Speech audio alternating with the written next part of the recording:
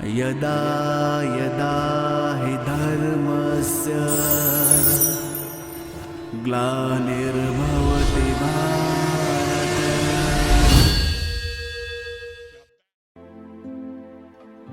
ओम शांति।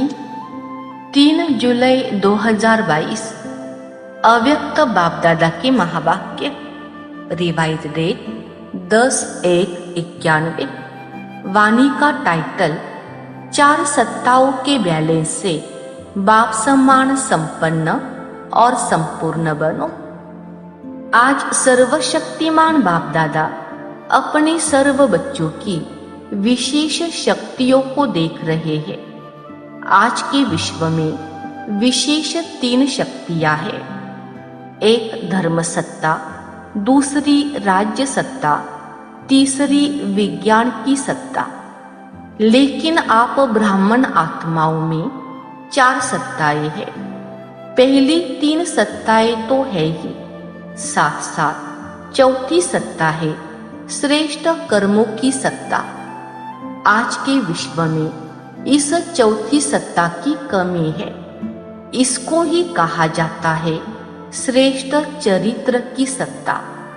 इन 4 सत्ताओं द्वारा आप ब्राह्मण आत्माएं अपना और विश्व का कल्याण कर रही हो। अच्छी तरह से जानते हो कि चारों ही सत्ताएं हमारे में है।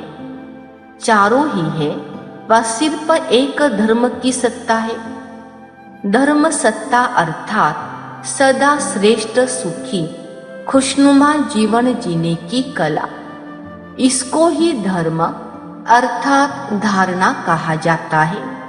राज्य सत्ता अर्थात अपने को और राज्य को अर्थात अपने कर्म साथियों को अपने स्नेह और शक्ति के बैलेंस द्वारा सर्व प्राप्ति संतुष्टता का अधिकार दाता बन अनुभव कराना। राजा अर्थात दाता हर एक द्वारा संतुष्टता की वाह वाह हो, यह है यथार्थ राज्य सत्ता। तो राज्य सत्ता अर्थात स्वयं चलने की और औरों को चलाने की कला। विज्ञान की सत्ता अर्थात विज्ञान द्वारा साधनों द्वारा प्रत्यक्ष फल की अनुभूति कराने की कला। श्रेष्ठ कर्म की सत्ता अर्थात कर्म का वर्तमान फल खुशी और शक्ति अनुभव करना और साथ साथ भविष्य फल जमा होने की अनुभूति होना। इसको कहते हैं कर्म के खजानों की संपन्नता के नशे की कला। अब सोचो, यह चारों कलाएं आपके जीवन में है। सबसे बड़ा खजाना श्रेष्ठ कर्मों का खजाना है। अगर श्रेष्ठ कर्मों का खजाना जीवन में नहीं है तो मानव जीवन अमूल्य जीवन नहीं, लेकिन पशु समान जीवन है। आप सभी किस अथॉरिटी से विश्व के आगे चैलेंज करते हो कि जीवन जीना सीखना हो तो यहाँ आकर सीखो? यह चैलेंज करते हो ना? राजनेता हो, चाहे विज्ञानी नेता हो, चाहे धर्म नेता हो, सबके आगे रूहानी फकूर से कहते हो, बेफिक्र बादशाह बन के देखो। बादशाह होना, जीवन का यथार्थ आनंद अनुभव कर रहे होना। सबसे बड़ा खजाना किसके पास है? हमारे पास है। अथॉरिटी से कहते हो ना, क्योंकि दुनिया में 3 सत्ताएं हैं। आपके पास 4 सत्ताएं हैं और चारों ही सत्ताओं का बैलेंस यही बाप समान संपन्न और संपूर्ण स्थिति है। तपस्या वर्ष में क्या करेंगे? इन चारों सत्ताओं को चेक करना। चारों ही सत्ताओं के आधार से एक रस स्थिति का आसन सदा अचल अडोल रहेगा। तपस्या सदैव आसन पर करते हैं तो यह 4 सत्ताओं रूपी 4 पाव एकरस स्थिति के आसन को मजबूत करेंगे। हर समय बेफिक्र बादशाह का अनुभव कराएंगे। बादशाह अर्थात अधिकारी और प्रजा अर्थात अधीन रहना पड़ता है। तो आप बेफिक्र बादशाह हो, बेफिक्र प्रजा नहीं हो। राजयोगी हो, प्रजा योगी नहीं हो। इस बेफिक्र बादशाही की निशानी क्या दिखाई देती? जितना अधिकारी उतना ही सर्व के सत्कारी। सिर्फ अधिकारी नहीं, अधिकारी की परख ही सत्कारी से होती है। सुनाया ना कि योग्य राजा की निशानी है सर्व द्वारा संतुष्टता के पुष्पों की वर्षा हो, वाह वाह के गीत हो। ऐसी राज्य सत्ता प्राप्त की है। पहले अपने समीप के कर्म साथी कर्मेंद्रियों को चेक करो कि मुझ आत्मा राजा के स्नेह और शक्ति अर्थात लव और लॉ दोनों ही सदा ऑर्डर में चलते हैं या कभी कभी मजबूरी से चल रहे हो या मोहब्बत से चल रहे हो, दिखावा मात्र है या दिल से।